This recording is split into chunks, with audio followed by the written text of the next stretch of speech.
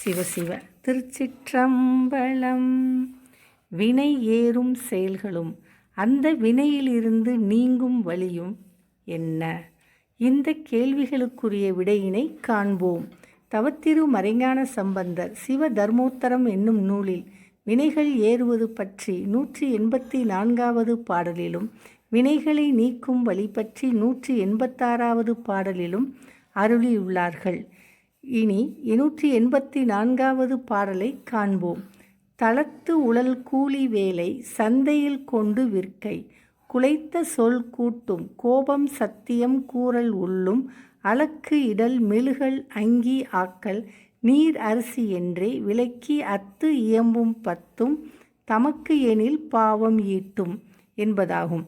இப்பாடலின் பொருளை காண்போம். நிலத்தை உழுதலும், ஊதியம் பெற்றுக்கொண்டு பெற்ற ஊதியத்திற்கு தகுந்த அளவில் செய்தலும், நாய் குறைப்பது போல பிறர் மனம் புண்பட பேசுதலும், பிறர் மீது கோபம் கொள்ளுதலும், நடந்த ஒன்றை நடந்தபடியே கூறுதலும், இல்லத்தை துடைப்பத்தால் பெருக்கி துப்புரவு செய்தலும், சாணத்தை நீரில் குலைத்து தரையில் பூசுதலும், உணவு சமைக்க நெருப்பு மூட்டுதலும், குளத்திலிருந்தோ கிணற்றிலிருந்தோ நீர் கொண்டு வருதலும், அரிசி குற்றுதலும் ஆகிய 10 வேலைகளையும் தமக்கு என்று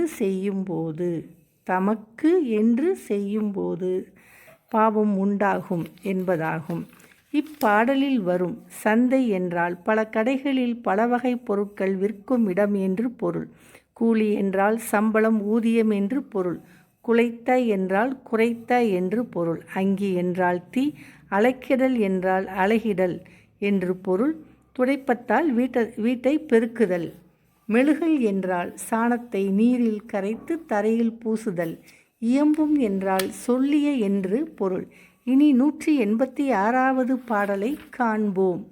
இந்த ஈர் ஐந்தினாலும் ஏறிய பாவம் மாற சிந்தனை செய்தார் மற்றும் செறிந்த தீவினையும் தீர்க்க புந்தி செய்தார்கள் தாமும் சிவ ஆதியை புரிக பூசை நைந்து அரும் பாவம் வாய்க்கும் நலங்களும் நவிற்றுவாமே. இப்பாடலின் பொருளை காண்போம். மேற்சொன்ன 10 தொழில்களை தமக்காக செய்தால் உண்டான பாவங்கள் அகல சிவபிரான் முதலான நால்வரையும் முறையோடு பூசை செய்து வணங்க வேண்டும். அவ்வாறு வழிபாடு செய்தால் அந்த தொழில்களால் ஏற்பட்ட வினைகள் தேய்ந்து கெடும். இப்பாடலில் வரும் ஈர் 5 என்றால் 10 தொழில்களாலும் என்று பொருள். ஏறிய என்றால் சார்ந்த, மாற என்றால் விலக, செறிந்த என்றால் பொருந்திய, புந்தி செய்தார் என்றார் புத்தியால் தீர்மானித்தவர் என்று பொருள். நைந்து என்றால் கெடும், அரும் என்றால் அழியும் என்று பொருள். நலங்கள் என்றால் நன்மைகள் என்று பொருள். திருச்சிற்றம்பலம்.